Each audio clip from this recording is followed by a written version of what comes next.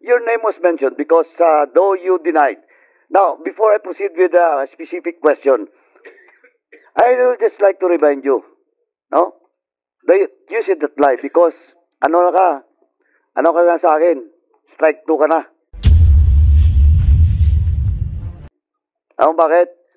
Because when you were invited and you were asked to be excused during that hearing, previous hearing, sabi mo po, nagpadala ka dito ng excuse letter because of your medical condition. Pero nandun ka po, nanood ng basketball championship. Do you confirm that you are indeed present? Sabi ko sa iyo don't lie because strike 2 ka na. Bali po, the other day po noon, mayroon po akong check-up kaya medyo, die-hard po kasi ako ng basketball. Pinilit ko pong nanood. Ba't pinili mong dumalo doon, manood sa basketball kaysa pumunta sa hearing? And your basis or your reason to be excused is that may problema ka medical. So you're lying. Sorry po, Your Honor. Kasi po, the other day, meron po akong check-up kasi 2 weeks lang po akong na-opera. And then, but you confirm that you watched the championship game between Pampanga ata at saka San Juan? Opo, You confirm? Opo, Your Honor. Oh, kita mo? Oh, yan Strike 2 ka na sa akin. No? Strike 2 ka na. Now, eto ngayon, tatanungin kita diretso. Huwag na tayo ipaabot kasi may mga dokumento rin kaming hawak. Baka ma-strike 3 ka, pasensyahan po tayo. Baka i-move na naman ni Chairman Acop na you will be contempt. You will be cited in contempt and you will be detained not in Bikutan, but in Quezon City Jail. O, diretsong pagkatanong, do you have any transaction with Mr. Willie Ong? Whatever transaction. Your Honor, 3 months ago po, nag-submit ako ng affidavit kay Chairman po. Lahat po ng sinadbit ko doon, pawang katotohanan po. In your barangay. Nag-bid po ako, pinabid po nila. Ito na naman, tao sa barangay, nag-bid ka. So you deny talking with Willie Ong. You deny now that you do not know Mr. Willie Ong kasi yung tao sa barangay kumausap sa iyo. Hindi po, Your Honor.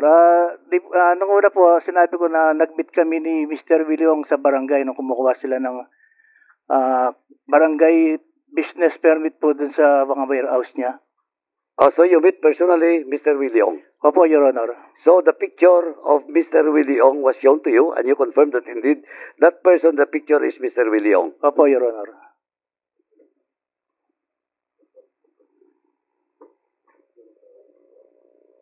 Confirm na. So, confirm na rin na yung lumabas na Willie Ong is that Willie Ong that this is subject of this investigation, BID. BID, do you confirm, BID, that the subject person in this investigation was the one confirmed by Barangay Captain Bautista? I'm sorry, Your Honor, because from what I recall during the other committee hearing, the name Willie Ong does not actually exist, but the name is a Chinese name. I don't have the file right now because it's in the other committee, Your Honor. Of course, you have records with that Chinese person. Yes, Your Honor. And the Chinese person, in one of the hearings, was not yet confirmed by Barangay Captain Bautista, if that indeed the Willie Ong subject to this investigation? I can't recall him confirming, Your Honor. Pakiano lang po, yung, can you make it today before we adjourn? Ano lang po, kahit picture lang po. Then we will just show it to Barangay Captain if indeed that yes, Chinese, with a Chinese passport, was, or it is indeed Mr. Willie Ong. Yes, we'll try to retrieve it, Your Honor. Thank you. NBI, yung Willie Ong na hinanap natin, ano yung investigation nyo?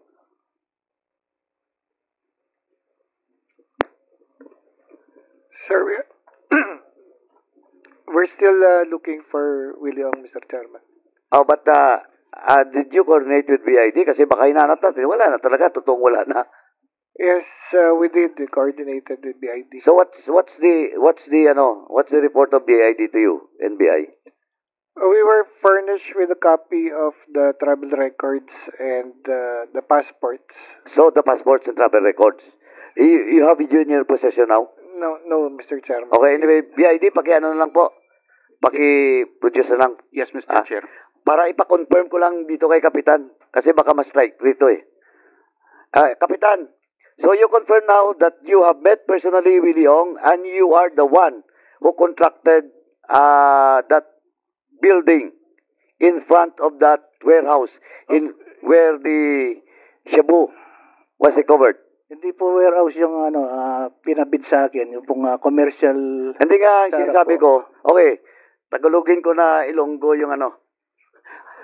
Ang sinasabi ko na yung warehouse, hindi nga sa'yo, pero ikaw nagpatayo nung commercial. Opo, Your building. Honor. Pinabid po kasi yun na bali, nagpasok po ako ng quotation, tapos ang inaalala ko po kasi maraming walang trabaho sa barangay namin. Hindi, wag ka na mag-explain. Ang tinatanong ko lang, do you confirm na indeed ikaw ang nagpatayo nun ng commercial? Ikaw ang gumawa. Opo, ako po yung gumawa. Ikaw ang gumawa. Po sa commercial. Oh, ikaw rin ang nagbigay, of course, ng barangay clearance for Mr. Willie Ong. Doon po sa doon sa warehouse nila nung kumuha. Sino nga ang conduit mo doon? Sino nga ang conduit pala ni Mr. Willie Ong? Meron po siyang secretary. And who is that secretary? Nakalimutan ko. Pangalan? Nakalimutan ko na po yung Insik, pangalan. Pilipina? Pilipina po, taga Cabanatuan. O taga Cabanatuan? O please, kaya mo naman siguro matandaan yan, di ba? Yung pangalan niya, within the day. Parang patingin ko po doon sa records nila. O, check mo sa record mo kasi unless yung barangay mo napakaluwag, siyempre pag pumasok yung dyan, guest or those people wants to apply, nakalagin yan, di ba? Yes po, Your Honor. O di paki-check mo, before the next hearing, dapat may submit na yan sa committee. Yes po, Your Honor. Okay. So after that, that was how many times kayo nagkita ni Willie Ong? Bali po, Your Honor, nung po nila yung drugs, after 3 days po ata, tumawag yung secretary niya. Ngayon, nagpupilit po silang pumunta sa bahay ko. Meron silang kasamang list of contract daw po, Chinese, na nagipag-meet po sa akin sa bahay. Ang ginawa ko po, Ano yung purpose nun? bali po ang ginawa ko, 1 kilometer away lang po si Vice Mayor namin. Tinawag ko po siya para makapagtanong. Ang purpose po nila, meron po silang kasamang Chinese na babae, meron daw po silang lease contract na awak. Pero ang sabi ko po, sana pag nag-invite po yung committee, darating sila. Umuo naman po sila kaso walang dumating na Willie Ong dito. So may kasamang Chinese for a lease contract. Opo, Your Honor. Lease contract dun sa... Inaano po nila na meron, bali pinapakita po nila yung lease contract dun sa bodega nila na meron nag-arkila dun sa nila, nagre-renta. Sa bodega po nila na nakuha na ng drugs. Darap mo rin yung... Kaso po, yung babaeng nag-explain, hindi po marunong mag-English. Kaya po, sabi ni Willie Ong, pupunta na lang kami sa hearing para makapag-explain kami, sabi pong ganun. So yung, in short, parang lumalabas na yung babae, siya yung nagre-rent. Hindi po, siya po ang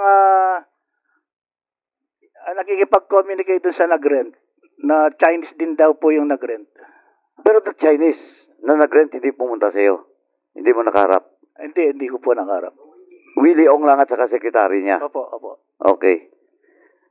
So, you never met any Chinese personality except sa kay Willie Ong? Wala po, Your Honor. Wala. Okay. Yung permit sa barangay, doon sa bodega, Yung ano po kasi ng engineering, pag nagtatayo sila ng building, kukuha po muna sila ng clearance, tapos doon nila lalakarin yung building permit sa engineering office po sa munisipyo. Obo. Municipal engineer. O, do you confirm? Yes po, may building permit po, Your Honor. Ha? Yes po, Your Honor, may building permit po yung warehouses po tsaka yung commercial.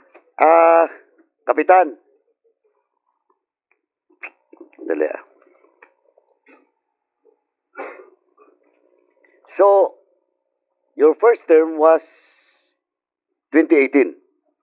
Yes. Tama? Opo, Your Honor. Previous to that, kagawad ka o kapitan? Kagawad ka? Hindi po, Your Honor. Hindi. So, sino yung pinalitan mo? Si ano po, Reynaldo Cortez po. Reynaldo Cortez. That was 2017. Opo, Your Honor. Okay. 2018, you were elected as barangay captain. Opo, Your Honor. Okay. Are you familiar with that property? Etong bodega, Ang alam ko lang po doon yung ano, yung Ines Tumang, yung Bernardo Ines Tumang. Yung yun lang po ang alam kong lupa doon. so yung lupa na yan is owned by Ines Tumang. Opo, Your Honor. So you confirm that that property is owned by Ines Tumang. Opo, Your Honor. Okay. Now, Mr. Chairman, kaya ko tatayin to kay former Mayor Teddy Tumang at saka kay Alex. Gusto ko lang balikan ulit, no? Kap, relax muna ka ba? Babalikan kita kasi may gusto akong i-confirm pa. Opo, Your Honor. Salamat Okay, po. plus yung sa LRA. Sa LRA. Now, Mr. Chairman, on record, it was confirmed by Barangay Captain that indeed that property was owned by the spouses Bernardo and Ines Tumang, Evangelista. Si Kapitan, si Bernardo ba kilala mo? Opo, Your Honor. Okay. Patay na po yun. In your recollection, kailan siya namatay? Hindi ko na po alam. Although kapitbahay ko po dati. Hindi nga, tatanungin na kita. Anong taon? Mga 90s po siguro. 90s pa? Opo. 90s ha? So in short, Hindi po ako sigurado pero ang hindi, okay. Tatanungin kita, kung 90s, sigurado ka naman, hindi naman siguro 2001. wala na po. Before. Hindi ko na po ma-recall yan Hindi nga. Opo. Ulit, Opo. you said, sabi mo, 90s, namatay. Okay? 90s ha? Now, in short, kung 90s ang pagkatanda mo, sigurado ka na hindi 2001. Pakyat. Tama? Wala po akong knowledge doon sa date ng pagkamatay pero ang alam ko po 90s. Yun. Kaya nga 90s. Opo. Okay. Now, 90s. Namatay. So, nung namatay 90s, ang pagkaalam mo, pagmamayari pa rin ito ni Bernardo at saka ni Ines. Opo, Your Honor. Tama? Opo, Your Honor. Okay. Now, Mr. Chairman, eto may problema. Kasi kung namatay yung Bernardo at saka Ines, 90s, kahit sabihin pa natin 2015, siguro naman, Kapitan, siguro di 2015, kapitbahay mo eh. Kasi kung 2015, matandaan mo yun, di ba? Hindi ko na po ma-recall. Sige, eto na lang. Di ba kapitbahay mo yan? Opo. Opo, Your Honor. Ang pagkatanda mo, namatay siya, magkapitbahay kayo nung namatay siya. Opo, Your Honor. O di, sigurado na hindi 2015 naman, hindi 2017. Kasi 2015, that was only 9 years ago. 2017, that was 7 years ago. 2019, that was 5 years ago. Matagal na, di ba? Tama? Ang pagkaalam ko po kasi, Your Honor, yung bahay ng father ko, pinarenovate year 2000. Ang alam ko po, patay na nun. O, patay na. O, yan, eksakto. Now, PSA, do you have a record of the spouses Bernardo and Ines Tumang? Kahit date of birth at saka death. ASAP pa. Paki na lang po, ASAP.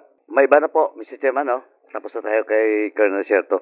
Anyway, Mr. Chairman, before I proceed with my series of questions, let me just remind this committee that we have issued a CEO cause order for Mr. Rodingo. And for the past several invitations, and no reply until now. I asked the COMSEC if he has answered the show cause order. Wala po. And initially, I would just like to confirm if tama o ba BID na kalalabas lang ng bansa itong Rodingo. Good afternoon, Mr. Chair. Yes, Your Honor, we confirmed that Rodingo left yesterday, July 9, on board CX-906, whose destination is Hong Kong. Anyway, Mr. Chairman, can we can we ask the BID to closely monitor the travel of Mr. Rodingo, especially in going in the country? Yes, Your Honor. Okay. Now, Mr. Chairman, Mr. Chairman, I would just like to ask the NBI now before I will move to issue a subpoena ad testificandum for Mr. Rodingo. NBI, you met personally Mr. Rodingo. Yes, Your Honor. When was the last? Ilang beses ba kayo nagkita? Once, twice, thrice? Once. Once. That was when the Committee on Public Accounts asked you to look for this person, Mr. Rodingo. Yes, Your Honor.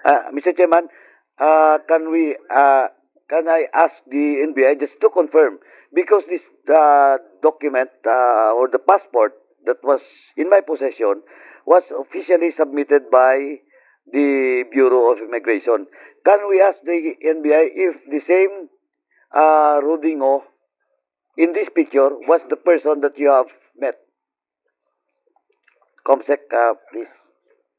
Paki-confirm na po sa NBI.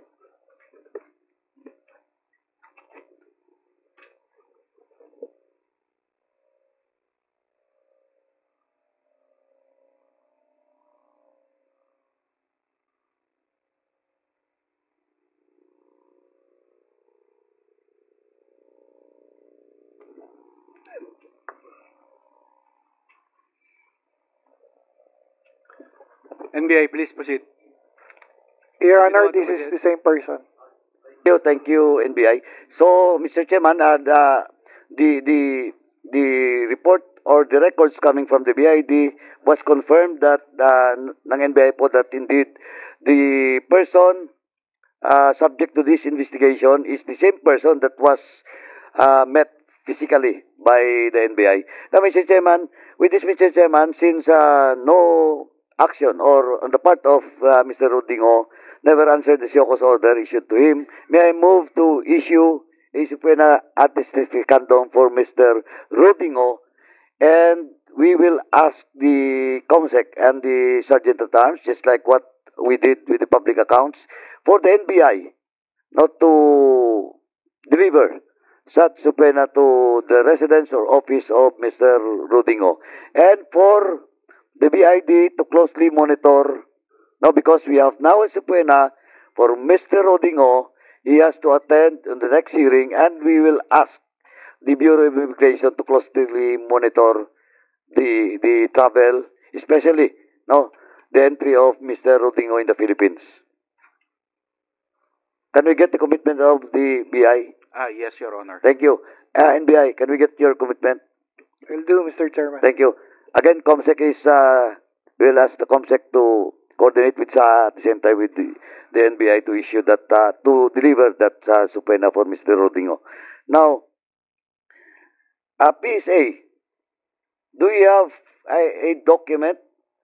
Because the date of birth of Mr. Rodingo and jives with the records of the BI and personal, yung physical ni Rodingo is also confirmed by the NBI.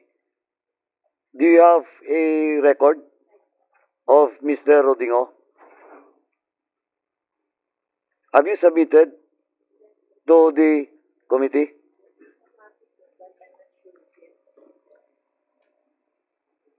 Please submit a copy, PSA to Pakicheck ko lang po. Mayroon ka ngayon. Please submit. But Submit to the please committee, confirm lang. PSA. Date of birth of Mr. Rodingo is 14 February 1978. Okay. Place of birth is Manila po. Manila. And the middle name of Mr. Rodingo is Guevara. who are those? Who are the parents of Mr. Rodingo? The parents are Matilde Guevara and Lion Ngo. Lion Ngo. Have you established the citizenship of a certain Lion Ngo? He is a Chinese based on the birth certificate, Your Honor. Chinese. While the spouse mother- of Lion Ngo is The mother is a Filipino po. Filipino. So Manila, then 14th February 1978, confirmed. Confirm, Your Honor. Ano siya? Late registration? Wait po. 1970. And, it appears that this is a timely registered. It's 1978. Registered in 1978, Your Honor. So 1978. That record is from LCR, Manila. Endorsed by the Manila Civil Registrar. Okay, so nanay niya Pilipina. Okay. Now, again, Mr. Chairman, so it was already confirmed by NBI and confirmed by BID and of course the PSA. Please submit na lang po yung record niya. Again, NBI at saka BID, paki-ano lang po. Kasi kahit established, no, na Mr. Rodingo is indeed a Filipino citizen, but yung transaction between Willie Ong, which is now positive of this house, he was issued a contempt order and ang travel record niya for us, for the record, ang travel record niya from the BID is nakalabas na po ng bansa. So may problema po yung Mr. Rodingo since he transacted and of course, yung position dyan ng Solgen, no, tsaka DOJ, parang, tsaka yung LRA, no, kaya kailangan nating baguhin siguro. We have to legislate law na hindi pwede yun, no? Because, well, in fact, Mr. Rodingo, before he bought that property, alam niya na that person, Willie Ong, is a subject of this investigation, especially drugs. No? Yeah, Mr. Chairman, kaya kahit Filipino siya, he has to attend this committee hearing. Now, let me proceed, Mr. Chairman, with